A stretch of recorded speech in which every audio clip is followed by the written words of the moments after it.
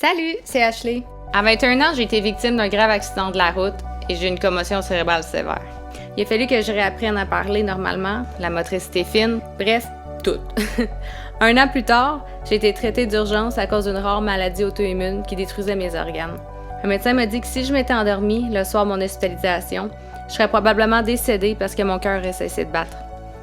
À 24 ans, après m'être fait dire plusieurs fois que je serais stérile à vie, je suis tombée enceinte. Puis à mesure que ma grossesse avançait, je prenais du mieux. Si bien que le jour où j'ai accouché de mon petit bébé miracle, j'étais redevenue en pleine forme. Ces épreuves-là ont laissé leurs séquelles.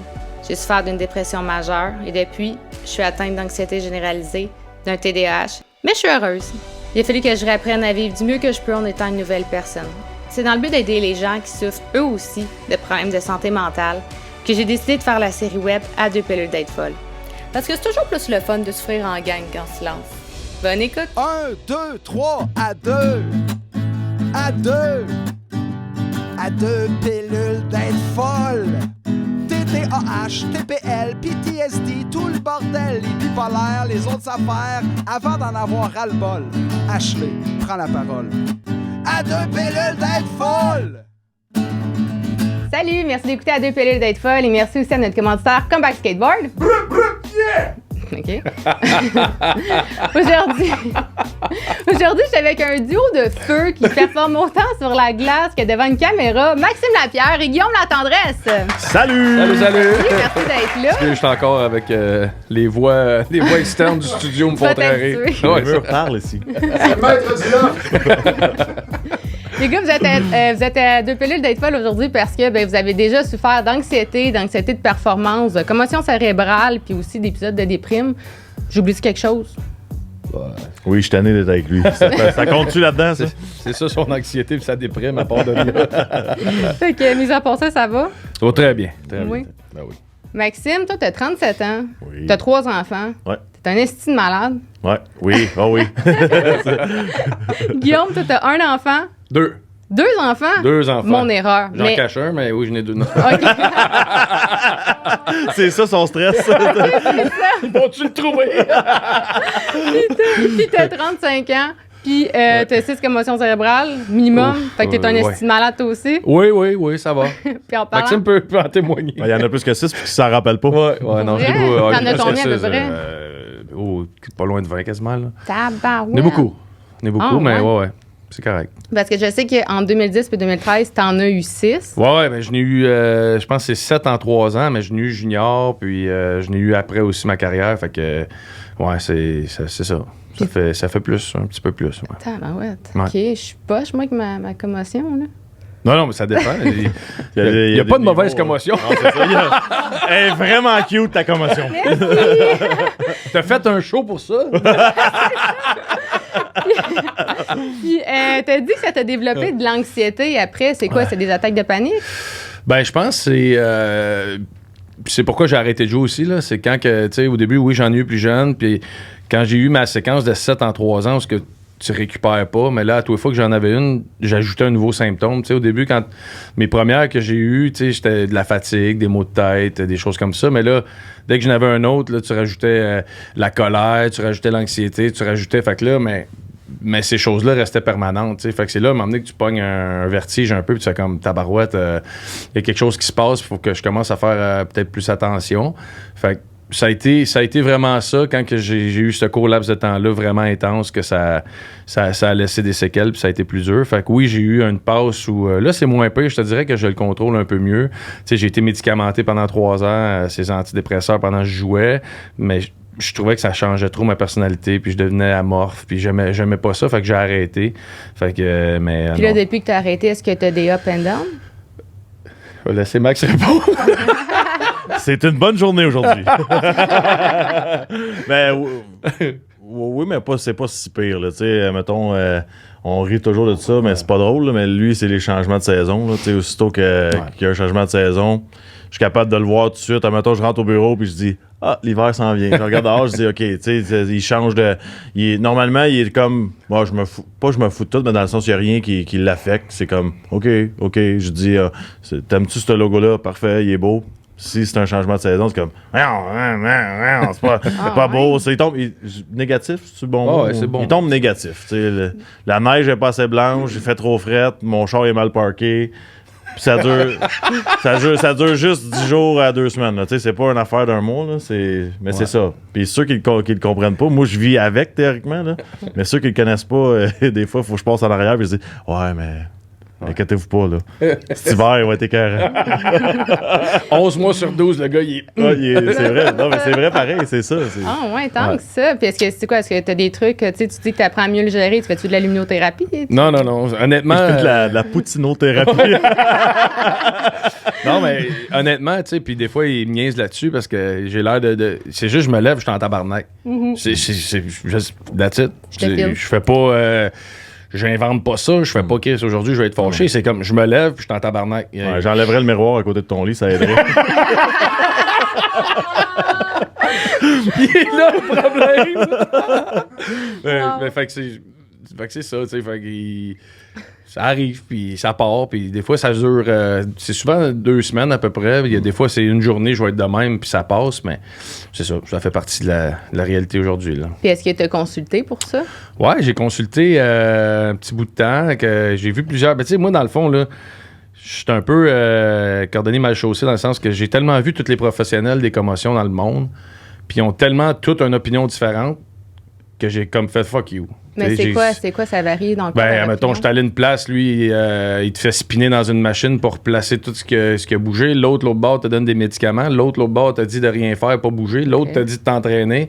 C'est comme, tous les meilleurs, ils ont des opinions différentes, puis ils ont une façon de traiter qui est différente. Puis après ça, tu rajoutes à ça tous les gourous qui pensent qu'ils peuvent te guérir. Tu mets tout ça ensemble, puis tu fais comme, tu sais quoi, fuck you, on va m'arranger tout seul. Je pense qu'il est là le problème. Ouais. En tout cas, dans le monde du hockey, c'est que tu sais même pas quand tu as une commotion. Le monde, en tout cas, dans notre génération, des fois, par exemple, j'avais un combat dans la Ligue américaine, je me faisais casser le nez à 2 places. Tu penses juste que tu as le nez cassé, mais après ça, 10 ans plus tard, ils disent que chaque impact d'en face, chaque fracture, c'est une commotion. Là, les niveaux 1 à 10, là, tu sais pas, mais c'est ça pareil, c'est un coup d'en face. C'est sûr que ton cerveau, il mange un coup aussi. Puis des fois, ben, lui, il a eu des grosses commotions. Moi, j'ai jamais eu on m'a jamais dit que tu as eu une commotion, mais à cette heure, je lis les journaux, puis j'écoute les documentaires, puis tout ça, je dis, OK, j'ai fait des commotions. Là, quand t'es chez vous, puis les murs retournent, là, c'est pas parce que t'es étourdi à cause que t'as pas mangé, là, c'est parce que t'as une commotion. Ouais, c'est ça. Mais le Roman Coke, t'es bon, ouais. Mais tu sais, c'est ça, je pense aussi, tu sais, quand j'entends, puis c'est vrai, là, comme Max dit, moi, mettons, aux 2-3 games, j'allais finir une mise en échec, là, mais je blackais out. Tu sais, ça venait 2-3 secondes noir complet, puis je perdais je venais les jambes lourdes, je venais de mal de cœur, mais je finissais la game, puis ça passait, tu sais. Mais il reste que c'est un choc. C'est un choc à la tête, pareil, qui n'est pas une commotion selon ce que nous autres on dit, mais ça arrive tout le temps, ça, tu sais, pour nous autres dans les games. Les gars, c'est... Honnêtement, aller finir une mise en échec dans la Ligue nationale, man, c'est comme rentrer dans un mur, là. Les gars sont tellement forts physiquement que, tu sais, le cerveau a beau être ce qu'on veut puis entraîner comme on veut. Et, au final, l'impact est tellement énorme. Fait que ça arrivait souvent, mais tu sais, quand j'ai commencé à tomber dans mes 7 en 3 ans, là, j'étais assis pendant 2 mois dans le noir à me bercer, là, comme une personne âgée, là. Tu sais, je fais rien, là. Je marchais, mettons, 10 minutes dehors, j'allais dormir 4 heures puis je vomissais, là. C'était ça la réalité. Là. Ça a pris combien de temps avant que là, tu sois capable de plus vomir après avoir marché du minutes? Ça prenait toujours à peu près 1 mois et demi, là, 4 à 6 semaines où c'était vraiment, vraiment tough. Puis après ça se plaçait. Fait ça se plaçait. Quand je dis ça se plaçait, c'était pas. Ça prenait du temps. Mais fait ceux-là ont été vraiment durs. Là. Je me souviens ma dernière à Minnesota, là, je me suis fait frapper à Winnipeg, puis après ça, on jouait le lendemain à la maison contre Chicago. J'ai frappé tout le monde, puis là, je suis arrivé au banc, j'ai dit au trainer, on dirait que quelqu'un a mis une ceinture autour de ma tête, puis tu sais. Puis là, il dit, non, c'est normal, tu sais, ça fait longtemps que t'as pas joué, ça faisait 2-3 mois que j'étais parti. Il dit, c'est normal, tu sais. Puis là, je suis sorti de la glace, puis j'étais sur la glace, je savais même pas où aller, là. Je savais même pas où me placer, j'étais comme, je cherchais, j'étais où, puis j'ai réussi à passer la période, puis je me suis en allé dans le bureau du docteur, puis je me suis couché sur une table, je me suis mis une serviette d'en face, puis j'ai pleuré pendant 1 heure. Mais sans savoir pourquoi, juste brailler comme un bébé là. Les gars venaient me voir, qu'est-ce que t'as? Je sais pas, man. Je sais pas ce que j'ai, mais. Fait que tu sais, tu réalises que tabarouette, c'est fragile en esprit, puis c'est ça. J'en ai vu d'autres joueurs, là, d'ailleurs, faire ça. Des gars, après un match, pleurer dans l'autobus, puis t'es comme casté. Je sais pas pourquoi je broye. Je te dis pas que j'en ai vu 1000, mais au moins 4-5 certains dans ma carrière au complet.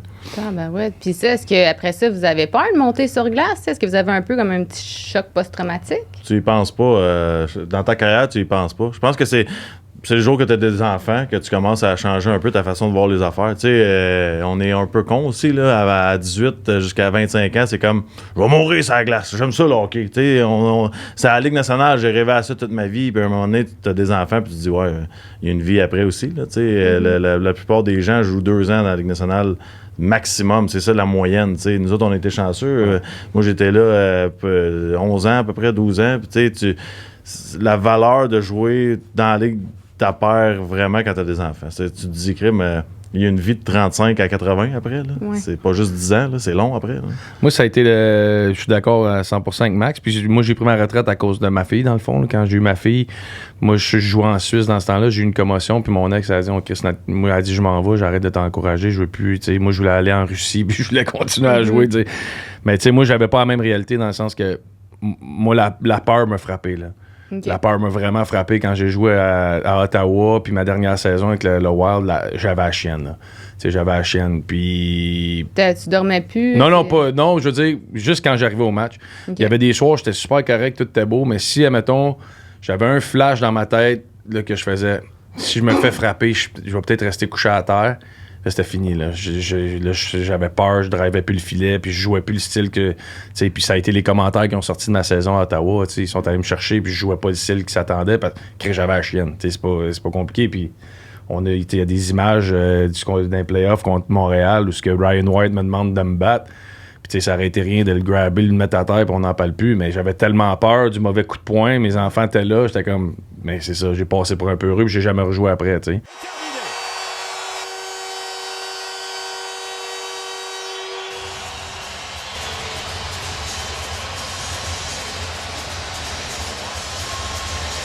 Les invitations sont lancées pour le match numéro 3.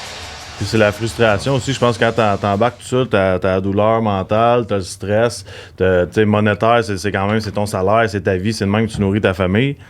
Puis à un moment donné, t'entends les commentaires comme qui dit que le monde qui dit que c'est des peureux, mais il y a 98%, 99% du monde qui n'ont jamais reçu un coup de poing sur la gueule, mais eux autres, ils disent que t'es peureux.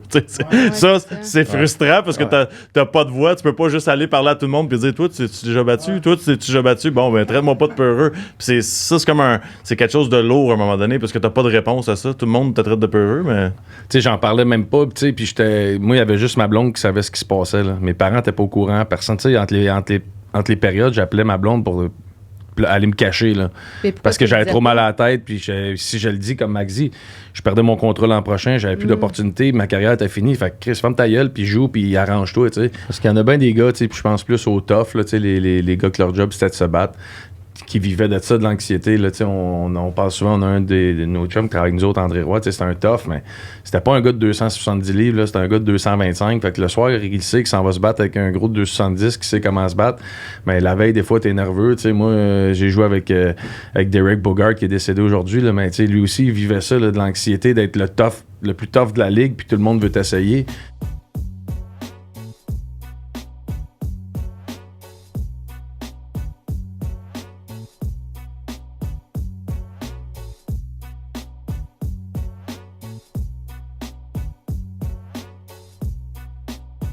Puis tantôt, quand tu disais l'anxiété, justement, toi, tu me disais la dernière fois qu'on s'était parlé que tu avais l'impression de pas être un naturel comme Guillaume, fait que tu devais travailler plus que lui.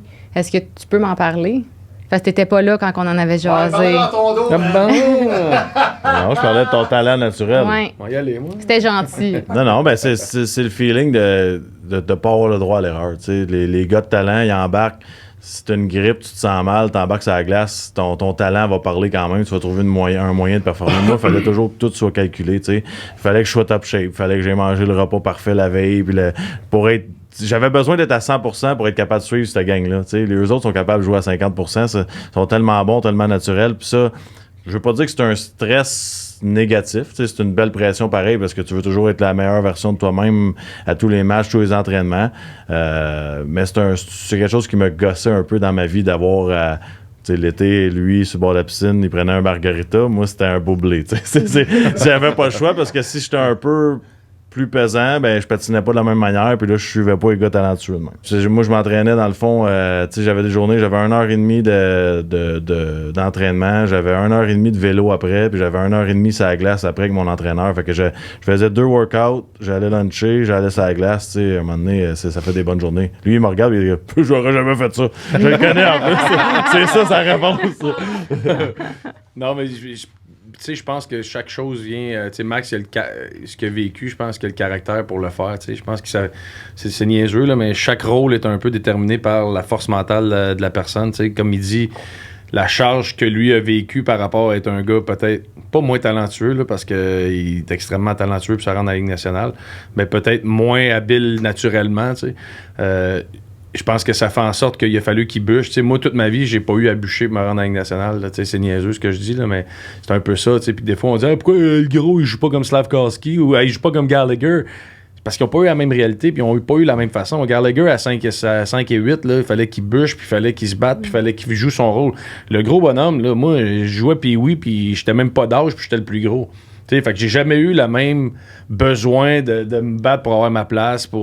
Fait que c'est pas la même réalité. Fait que tu peux pas après ça, rendu en Ligue nationale, me dire hey, Guillaume, il faut que tu sois un méchant malade qui s'entraîne 7 heures par jour. Je l'ai jamais fait. Je peux pas arriver et tourner une switch puis dire je vais le faire. J'ai jamais vécu ça. Fait que c'est des réalités complètement différentes. Puis on a des personnalités complètement différentes. Ce que lui a fait, moi je pense pas que j'avais la personnalité pour le faire. J'ai toujours été comme ça dans la vie. C'est ma personnalité. Je suis de même. Fait que j'étais de même comme joueur, puis je suis de même dans le business, je suis de même dans... C'est comme ça, mais je veux dire, quand tu as une évolution, puis tu grandis, puis tu apprends des choses, ben il y a certaines choses que tu ferais différemment. OK. Puis toi, est-ce qu'il y a des choses que tu aurais changées? Aucun regret, moi. Comparativement à Guillaume qui m'a fait sa carrière, non, moi j'ai... non, j'ai pas de... Moi, la seule affaire qui m'a tapé ses nerfs, admettons, je reviens en arrière, c'est que j'ai trop écouté le monde.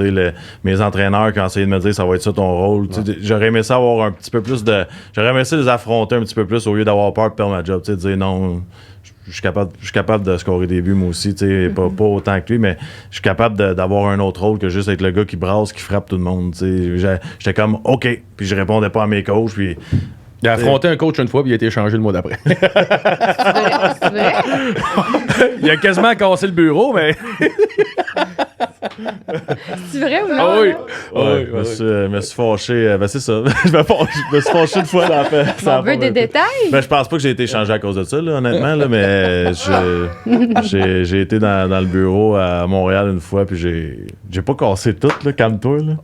Disons qu'on a entendu une bonne claque sur le bureau. Bon, c'est dit d'après moi, c'est pas le coach. Quand je suis sorti du bureau, il y a des gars qui m'ont dit je suis content d'avoir joué avec toi. Ils ont dit ah ouais, c'était bruyant. Pourquoi t'as pété ta coche? Je sortais, c'était Guy Carbonneau le coach. Non, c'est Jacques Martin. Non, mais OK. Là, écoute, il y a deux histoires, OK? C'était Guy Carbonneau le coach, puis il nous aimait beaucoup les deux, il nous donnait beaucoup de temps de glace, puis il nous faisait confiance, puis tu sais, j'avais eu ma meilleure saison en carrière, puis l'année d'après, ou un an et demi après, c'est Jacques Martin qui arrive, qui est un bon gars, là, ça n'a aucun rapport, mais à l'époque, lui, il faisait sa job, moi, je faisais la mienne, puis je trouvais qu'il me coupait tout, tu sais, j'avais beaucoup moins de temps de glace, moins d'opportunités. Lui, il me voyait comme le gars de 4e trio, Carbo, il me voyait comme un projet d'un gars que j'allais devenir un bon centre de 3e trio, puis un moment donné, un matin, je me suis dit, là, enough is enough. Je suis allé dans le bureau, puis j'ai commencé une discussion de comment il devrait me voir. Puis finalement, le ton a monté à un niveau que je me suis rendu compte que j'étais tout seul dans une place, je donnais des coups à la terre, puis je criais. J'ai claqué à la porte, puis c'est ça, je me suis fait échanger. Train me right fucking now! Puis quand tu te fais échanger, c'est comment tu fais pour vivre ça? Je veux dire, t'habites ici au Québec, à Montréal, puis après un moment donné, pouf, tu t'en vas ailleurs, puis tu perds tout, là, dans un sens. Comment tu fais pour dealer avec ça? Ben, ça a été dur, tu sais. Guillaume s'en rappelle, il était venu souper avec moi. J'étais parti de Montréal à Anaheim, moi, puis lui, dans sa tête, vous commencez à comprendre le personnage, il était comme, waouh, c'est à la plage en Californie. T'es-tu chanceux? Moi, l'autre base, c'était pas ça pour tout, là. J'étais vraiment frustré, triste, j'aimais pas ça, être ailleurs dans un marché qui est pas un marché de hockey. Ça m'a pris du temps en tabarouette à digérer celle-là. Tu je pense que j'aurais été capable d'avoir une carrière complète à Montréal sans jamais être échangé. C'était donné comme ça à cause des gens qui étaient en place, qui nous voyaient différemment. Je suis arrivé là-bas, ça m'a pris du temps. Puis j'ai été là 2 mois, j'ai été échangé à Vancouver la même saison où j'ai retrouvé mon entraîneur junior qui était Alain Vigneault, qui est un entraîneur très, très connu dans la Ligue nationale. Son père. Lui, mon père. Lui il m'a redonné ma confiance. T'sais, lui, il voyait en moi ce que moi je voyais, puis ça a reparti ma carrière. J'ai réussi à m'acheter 4-5 ans de plus dans la Ligue après. OK, puis quand tu dis son père, c'est-tu vraiment Non, son c'est parce père? Non, c'est parce qu'il l'a eu junior. Il me niaise tout le temps avec Il ça. l'a eu junior, il l'a eu, tu sais, puis il l'a eu à Vancouver. Après ça, il y a eu un try-out aux Rangers. C'était Alain Vigneault. Ils se sont toujours suivis, fait que je dis toujours que c'est son père. Il m'aime. Ouais, c'est ça. Puis c'est comment de rejouer après contre vos anciens coéquipiers? Est-ce que vous êtes capable de vous détester sur glace? Ouais, la première game, c'est spécial quand tu reviens, tu sais, mais tu sais, au final, on est tous des chums, là. Tu sais, on se respecte tous, puis une fois que le puck drop, t'as une game à jouer, t'as une job à faire, puis à la fin, on va super ensemble. Tu sais, il y a des toughs qui se battent ensemble, qui se disent merci parce que c'est sa job, puis c'est ça qu'il fallait qu'ils fassent, puis ils vont super ensemble, puis tout est beau, tu sais. C'est un spectacle, là. Non, mais c'est une game, au final, on se respecte, on est des chums, puis on a 60 minutes de game à donner, puis T'as oublié c'est l'amitié ça. pendant le match. Là. C'est ça. OK. Moi, toute ma carrière, j'ai haï tout le monde, puis tout le monde m'a haï. Fait que après le match, on a le souper. Comme tu dis, je t'ai eu ça pareil. Si je te dis 29 décembre 2008, ça te dit de quoi? 29 décembre 2008? Non, c'est pas ton trade, ça. T'as une minute, là. 29. Je me rappelle pas. Commotion, hein? 29, attends. Aide-moi, on va le trouver, là. Il y a du coupage, ça, là. C'est quoi le prix pour la réponse gagnante? C'est une date importante, on dit ça de même. 29 décembre. 2008, c'est pas ton premier Je peux but, dire, mettons, chapeau. Taux de chapeau en oui. Floride. OK, ouais. Ah, oui. Le lendemain de la brosse. Le lendemain de la brosse. Lendemain de brosse. Wellington tire, mais la tendresse bloque et rejette cette rondelle à l'autre bout. Ça met en territoire des Panthers, ça passe arrière à la pierre. Le tir et le but! Tu vois, c'est la première fois de ma vie que je faisais pas la bonne chose la veille d'un match, parce que d'habitude, tantôt, je te parlais, je calculais mes affaires puis tout ça. Je suis sorti la veille du match, fait que j'étais un peu nerveux de mon futur après ça. Ça m'a donné un taux de chapeau tellement que j'étais stressé. Fait que des fois, la pression, c'est bon. Puis en plus, pendant la 3 millième victoire. Ouais, Fait que ça, est-ce que ça t'a fait naître une sorte de superstition en dedans de toi? T'sais, si ce soir-là, mettons, tu portais des boxers bleus, est-ce que le reste de ta carrière, tu t'es ils dit, ont je encore. porte des boxers bleus? Il était tellement nerveux, il voulait que ça aille bien aujourd'hui. Non, j'ai pas gardé la superstition parce que là, je commençais pas à sortir la veille de chaque match. J'y ai pensé souvent, mais non. Mais ça m'a donné énormément confiance, ce moment-là. Ma saison après, lui, on rit souvent, ça a complètement décollé. J'étais pas arrêtable. Cette puis semaine-là, c'était fou. c'était Là. écœurant, On jouait ça. à Floride, Tampa, Ottawa. On s'en va, il fait un hat-trick en Floride. On s'en va à Tampa, score un goal. On s'en va à Ottawa, on s'en va en tir de barrage. Le Carbo, on a comme Koivu, Kovalev, Markov. On a plein de bons joueurs. Il envoie Max. Back-end, top net. C'est comme si rien n'était. Je pense que c'est la semaine de rêve. La pierre devant Elliott. Au ralenti. Accélère. La feinte. Le tir et le but! C'est la semaine de ta vie. Plus belle semaine de ma vie. Ouais. T'as-tu eu de la pression après? Non. Il n'y a pas personne qui s'attendait que je sois un marqueur après non plus. Fait que, Il a dit, c'est bien beau, Max, mais va tasser. c'est à peu près ça. C'est cute. Top, là. Toi, Sors-moi pas une date, là. c'est qu'on va rire. le 7 novembre 2006. 7 novembre 2006. C'est là que tu t'es fait poser tes mollets. Ton opération. Bon, ma liposuction. 7 novembre 2006, ça doit être... Ton échange. Non, parce que la saison commence, ça doit être mon premier but. Oui, Ouais. exactement. Asti, C'était même pas à lui. Le plus jeune joueur de la LNH à faire un but depuis Éric Desjardins en 88. That's on Bress. Has the puck in the corner. Speed watching him. Gives it to Ryder. Koivu with a shot. Wallace in the save. They bang away and score. Guillaume Latendresse. Est-ce que toi aussi, ce soir-là, t'as développé une superstition? Non, pas en tout. Comme Max il dit, c'est drôle parce qu'il dit c'est pas à moi, mais c'est un peu ça pour vrai. Là. C'est comme Imposteur. le puck Il a volé un but. le puck est sur la ligne rouge, puis il est là, mais il reste comme à peu près ça à passer. Puis là, je l'effleure, tu sais. Puis là, je suis tout content. Yeah, mon premier but, si Michel Lacroix va annoncer mon nom. Puis il donne le but à Sakou Koivu. Fait que là, l'annonce de mon but, c'est comme le but à Sakou Koivu. Puis là, je suis comme au banc. J'ai touché, me semble. Pour genre, ouais. Puis là, après ça a comme fait correction sur le. Tu sais, j'ai pas eu le hype de mon premier but au Centre Bell. Tu sais, fait que c'est ça. Fait que, c'est des beaux pas moments pareils, mais non, je pas gardé de superstition. Moi, ma superstition, c'était de faire jamais la même affaire. Ah ouais? Ma routine, c'était jamais d'avoir de routine parce que c'est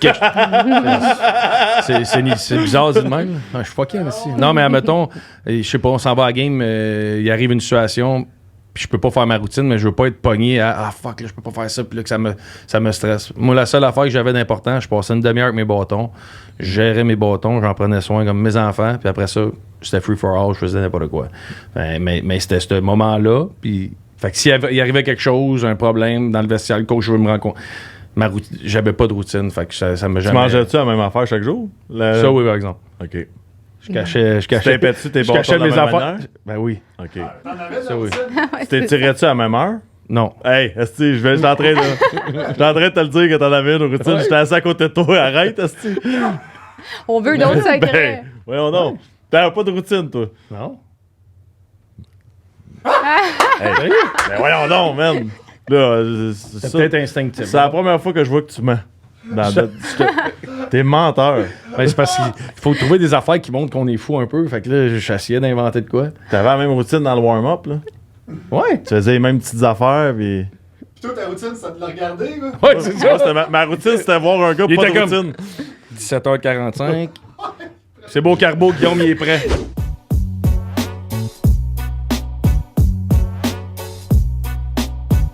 Quand là, que vous êtes des joueurs de hockey, là, vos entrevues, on va se le dire, là, c'est l'estime marde, là. Tu sais, vous êtes zéro comme content. Moi, j'ai fait un but, c'est super. Non, mais on dirait que vous n'avez pas le droit d'être joyeux puis de célébrer votre victoire. On dirait que c'est vraiment, non, c'est correct, c'est juste mon travail. Puis là, maintenant, vous faites des podcasts parce que vous déconnez tout le long. Est-ce que ça vous apporte un plaisir? Moi, Max, peut-être aussi, moi, je me suis mis dans le trouble. Pas souvent, mais quelques fois, parce que justement, je donnais mon opinion. Tu sais, je pense pas qu'on a été vraiment les gars qui donnaient à cassette standard, même dans notre carrière. Tu sais, ils nous conseillaient. Tu sais, je me souviens même d'une fois, Patrick Roy m'avait callé dans les médias, puis le Canadien m'avait dit, tu sais, fais rien que ça. Puis première affaire que j'ai faite, c'est j'ai callé, tu sais, puis quand j'ai scoré mon premier but, justement, tu sais, il avait comme dit, il a enfin touché à la rondelle, tu sais, parce qu'il voulait m'avoir junior. Fait que ça avait comme... Mais là, il m'avait dit, tu sais, laisse faire ça. Mais la première affaire que j'ai faite, j'étais allé dire de quoi d'épais, tu sais. Fait que je pense pas qu'on a fait la cassette, là, honnêtement. Non, mais c'est dur aussi parce que chaque commentaire peut être viré contre toi. Tu sais, surtout quand t'es jeune, tu sais, mettons, t'es trop de bonne humeur dans une entrevue après une défaite. Ou tu parles trop de toi dans une entrevue après une victoire. Il y a tellement de façons de spinner l'affaire là, que on dirait que toutes les entrevues, tu peux virer ça contre le joueur. Tu sais, peu importe ce qu'il dit, puis à un moment donné, la réaction, je pense, avec l'expérience, puis les gens qui te conseillent, c'est de... Fais juste dire ce que tu as à dire, là. T'as pas besoin de donner un show. Puis c'est pour ça que les gars, c'est tout le temps... On a travaillé fort, c'est une victoire d'équipe. Les gars, t'es bon en avantage numérique. Bonne soirée. Tu sais, si tu commences à dire... mettons le commentaire très simple. Depuis que Martin Saint-Louis a mis ces 5 gars-là sur l'avantage numérique, ça fonctionne. Bon, ça peut sortir comme les autres gars n'ont pas d'affaires, là. Okay. Ça peut être le coach. Fait que dans le fond, vous faites vraiment attention à tout ce qui est dit, puis vous avez Puis c'est pas la faute à personne vraiment, que ce soit les journalistes, les fans, le joueur. C'est facile de spinner l'affaire du mauvais côté. Puis pourquoi je ferais ça quand ça m'amène à rien, de faire cette entrevue-là. Bon, mais regarde, je retire ce que j'ai dit, là. Vos entrevues sont vraiment bonnes. Là, tu nous as piqué, hein. Je suis vraiment désolée. Vous faites de la bière en bitchant le Canadien, là. Ouais, ça, c'était Kucherov, moi. Ben, non, ça, mais c'était bon. Quand maintenant tu me dis ça, là, je vous trouve bon d'être capable de faire ça. Ben là, c'est pas dur non plus, mais c'est juste qu'il y a comme pas de points. Puis il y a pas de temps d'affaires à dire que ça non plus. Tu sais, dans ta tête, tu te dis, bon, tout le monde l'a vu à la game. Je vais aller dire ce que j'ai vu à la game. Puis là, maintenant, ben, vous êtes rendu à la télé. Vous l'étiez aussi avant, mais c'est à la glace. Maintenant, vous commentez les gens sur la glace. Est-ce que vous êtes nostalgique? Est-ce que vous avez envie, des fois, de ressauter sur la glace? Du tout. Moi non plus. Non. Non, même pas proche. Je ferais peut-être le porte-drapeau une fois ou deux, mais sinon... Non, on joue dans nos ligues de bière pour s'amuser, mais de revivre ça, ben oui, on n'a plus de calibre, là, on va s'entendre, là, mais Non, je suis plus là dans ma tête, moi, personnellement. Là. Non, je pense qu'il trouve son émotion. Il célèbre ses buts dans les ligues de bière, puis tout, il est correct. Puis là, ben, vous avez refait un duo ensemble pour faire le podcast, que vous avez parti pendant la pandémie, je pense. Mars 2020, ouais. Puis ça, vous l'avez appelé la poche bleue. Est-ce que c'est suite à une vasectomie? Puis là, je te regarde parce que je pense que c'est toi qui as eu une vasectomie. Non, c'est moi, c'est lui. Non, pour vrai? C'est moi! Mais non, ça... Honnêtement, c'est juste... c'est tombé pendant la pandémie, un peu dans le temps du panier bleu. On est arrivé, on a fait des shows Instagram, puis on a dit aux fans comment on s'appelle. Puis ils ont sorti une vingtaine de noms. Puis le monde a voté, genre la poche bleue. Frère de poche, ça vous tentait Puis savoir... Frère de poche, mais c'est parce que tous les noms qui sortaient, c'était des noms de même. Là. Les gens écrivaient le bat rouge, le bat bleu, la poche rouge. On a comme pris le moins pire, là. Ouais, on a pris le moins. Ouais. On a pris le moins pire qui nous permettait de dire que c'était un sac rempli d'anecdotes, tu sais. Fait que c'est un peu pour ça qu'on Je vais être très honnête, par contre, j'adore notre logo, je pense que c'est classique. J'adore le nom, je trouve que c'est un côté drôle, le côté sport, la poche bleue. Mais si on m'avait dit qu'on allait être partout à télé, partout à SAQ, partout dans les magasins, j'aurais peut-être dit on va passer un peu plus de temps sur le logo puis sur le nom. Mais ça l'a. Mais... C'est difficile, lui. Ben, moi, il est beau. Moi, je l'aime. Puis, Non, mais votre concept, il est vraiment le fun. Là, puis c'est un succès. Là, je pense que le nom fait en sorte que tout de suite en partant, tu sais un peu c'est quoi notre attitude. C'est ça nous autres. Non, on s'en crise. C'est comme les poches bleues. Ouais, les poches bleues. On a du fun, puis je pense que le nom le montre. On se prend pas au sérieux, puis tu parles qu'on est à TVA, autant dans nos analyses. Là, on fait les matchs, mais on se prend pas pour des GM, puis on va pas dire, je pense, on dit pas lui il est pas bon, on dit pourquoi qu'il a fait cette erreur-là. Je pense juste que c'est dans notre approche, puis le nom vient cadrer là-dedans dans le sens que, hey, ils sont du cave, ils ont appelé ça la poche bleue. C'est ça. On est deux caves. C'est vraiment ça. Pareil. On est caves. Ouais. Effectivement. Fait que là, est-ce que vous avez d'autres projets autres que la poche bleue qui s'en vient? Que vous pouvez dire? Il y en a beaucoup de projets. Je pense que c'est la beauté de ce qu'on fait. C'est qu'il y a pas de changement de sujet, ça. Un peu.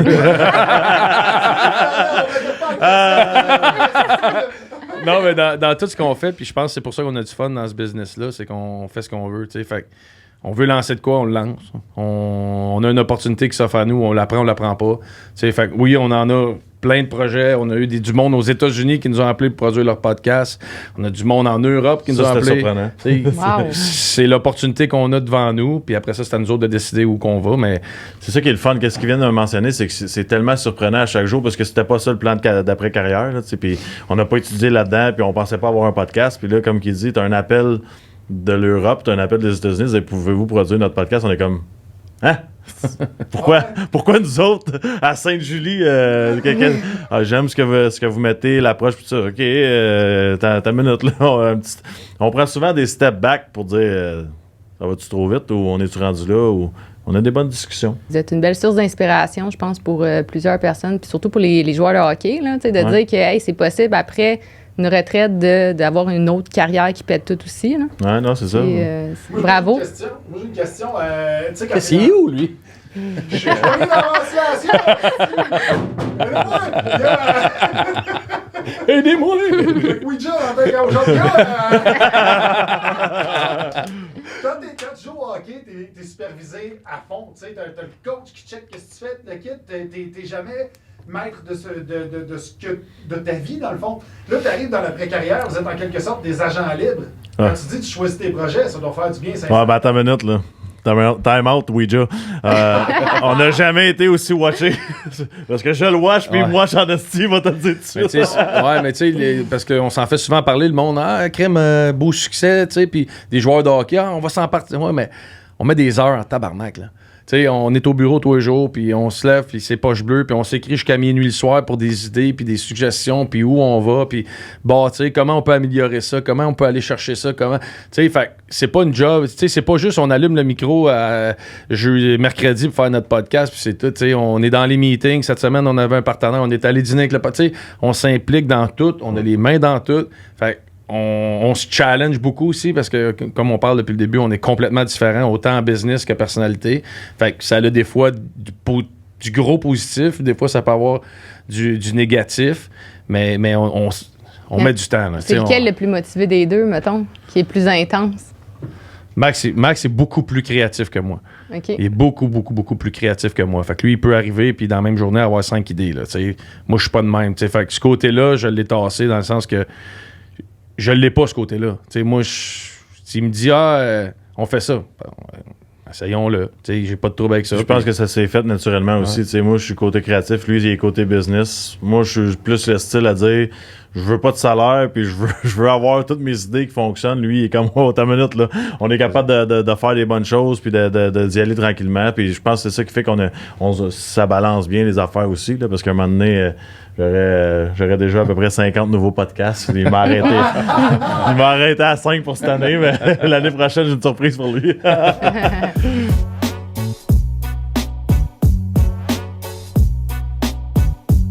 Et on est arrivé à Bécomo dans un bar qui était pacté, puis on a fait faire un ami. C'est quoi le nom de la toune? Ben, la toune, ami. Mettons, ami Michel, lève ton verre, tu choques une bière. On l'a fait faire à tout le monde dans le bar, un par un. Wow. Pendant à peu près un par un. 1 heure et demie de temps. Même des messieurs de 70 ans qui avaient jamais bu de bière, ils l'ont fait parce qu'ils étaient comme, je peux pas le faire. Là. C'était écœurant. Ouais, puis c'est ça. Parce que quand on a une idée, on la trouve bien bonne aussi. Tu sais, dire après 5 gars, tu sais, c'est cute. Non, on a fait le tour Le tour du bar. On est calme. Tout le monde est plein, t'entends. Ouais. Ils sont tous chauds. Le line-up, c'est vidé.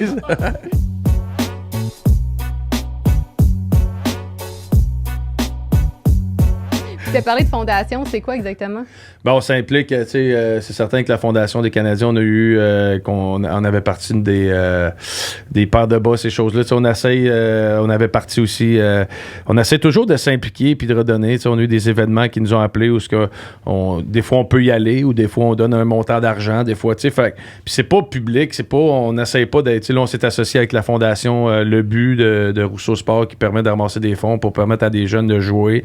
Fait que là, on est un peu là-dedans, on les aide. Fait on essaie toujours de redonner. Puis Max, il est bon là-dessus, honnêtement. Là. Il est meilleur que moi là-dessus dans redonner. T'sais, il a gagné le trophée Jean Béliveau pour l'implication sociale. Puis pour lui, c'est important. Puis moi, j'apprends là-dedans. Puis je pense que ça fait en sorte que notre business, on est fiers de dire qu'on s'implique et qu'on essaie d'aider le monde. On veut pas nécessairement s'associer à une fondation en particulier. Je pense que l'hiver passé, il y avait eu un gros feu sur la Rive-Sud. Tout le monde avait perdu leur appartement. Ben, on voyait ça sur Twitter. Il y avait 7 enfants. Puis, ouais, c'est ça. Fait oui. que ce soir-là, on a dit, c'est eux autres qu'on aide. Fait qu'on on a donné, on a parti un GoFundMe, on a fait des affaires, on a fait de la promotion.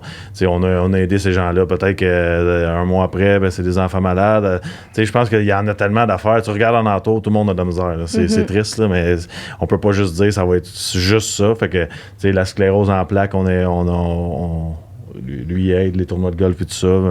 On évoque le flow. Qu'est-ce qui se passe aujourd'hui? Puis on essaie d'aider partout, mais c'est difficile d'aider partout aussi. Là. Il y a tellement d'affaires. Là.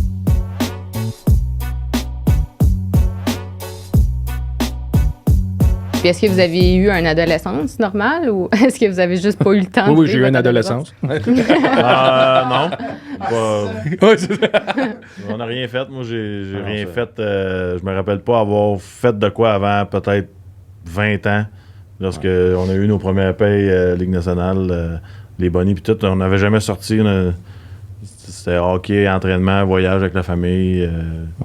Moi, c'est plus junior, peut-être un peu plus, parce que j'ai eu plus de fun, là, mais tu sais, Midget 3, moi j'ai joué 14-15 ans, Midget 3, fait que à 14 ans, tu fais pas grand-chose, tu sais, puis tu joues les week-ends.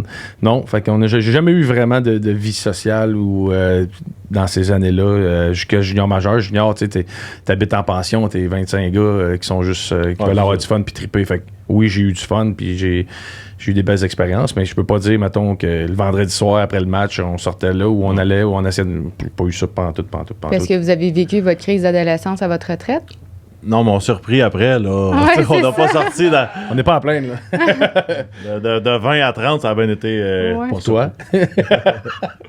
Lui, il était plate toute sa vie, dans le fond. Pourquoi? Parce que tu étais en couple? Moi, j'ai eu mon gars à l'âge de 20 ans, là. Fait que c'était pas prévu, puis là, il est arrivé, fait que ça a fait... ça change la dynamique un petit peu, là. Fait que ça a été différent, mais c'est ça. On l'a vécu différemment.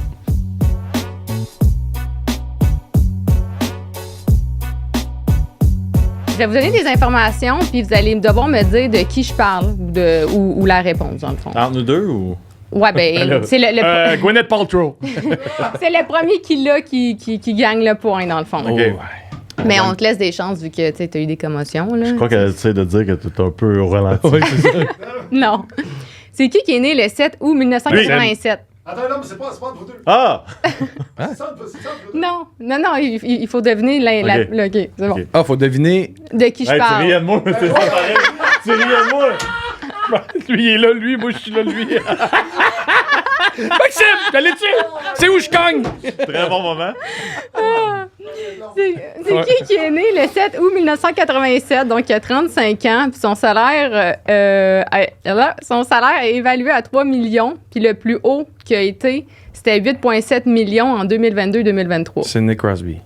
Ouais, il l'a eu. Boom! Bravo. Puis c'est quoi le nom entre Sidney et Crosby? Gérard. Non. Non. Non, vous le savez pas? Non. C'est Sidney Patrick Crosby. Tabarnak. Invitez-moi, c'est mon frère, moi, des capsules. C'est qui a une fiche de 2857 points sur Wayne 1400? Gretzky. Machine. Machine, OK. OK. Combien de points son frère? 4. 4. OK. Y a un vrai? Ouais, il a fait 4 points dans la Ligue Il a nationale. fait 4 points dans la Ligue nationale. Pour vrai? C'est le duo. C'est les deux frères qui ont fait le plus de points ensemble. L'autre, il a L'autre de 4 points. Oh my God. C'est vraiment drôle. Celle-là est plus sérieuse. Durant les saisons 2008 à 2017, sur 309 joueurs, combien de commotions cérébrales ont été publiquement établies? 36. Puis toi, tu dis quoi? 2008 à 2017? Ouais, sur 309 Je joueurs. dirais 20. 399 commotions. On est bon. À deux, c'était bras. Ah, c'est ça. C'était- J'avais pas c'était fini. proche. Non, c'est ça. Un an après avoir subi une commotion cérébrale, quel est le pourcentage de chances qu'un joueur puisse conserver un poste dans la LNH par rapport à un non commotionné? Je sais pas tout. 20%. 80%. Il y a 65 de chances qu'il puisse conserver pour l'année d'après, avec une diminution du salaire de 498 000 en moyenne pour le contrat suivant. Wow. Ouais. Puis après 3 ans, c'est 35 de chance. Après 5 ans, c'est 14,6 de chance comparativement à 47,7 pour les non commotionnés. Combien de minutes de pénalité ont été données lors de la bataille du Vendredi Saint le 20 avril 1984 Je pense entre que les Canadiens de Montréal et les Nordiques de Québec? c'est 280 minutes, genre. Ah, t'es pas loin. Je sais que c'est quelque chose de même. 289, Bob. Le price is right. RCP dit 279, tu vas de 1 à 279?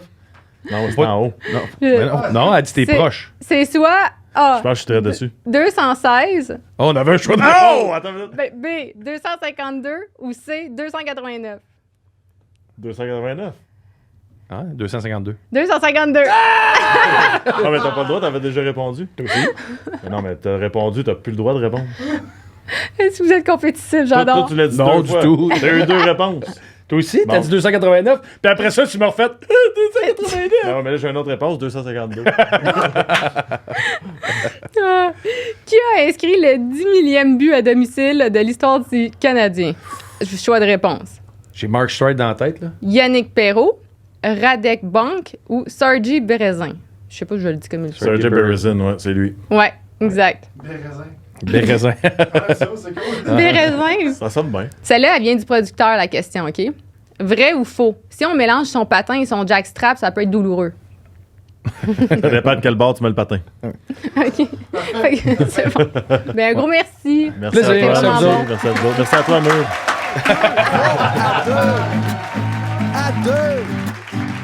À deux pilules d'être folle. À deux, c'est bien mieux pour apprendre ce qu'on peut pas te montrer à l'école. À deux pilules d'être folle. À deux pilules d'être folle.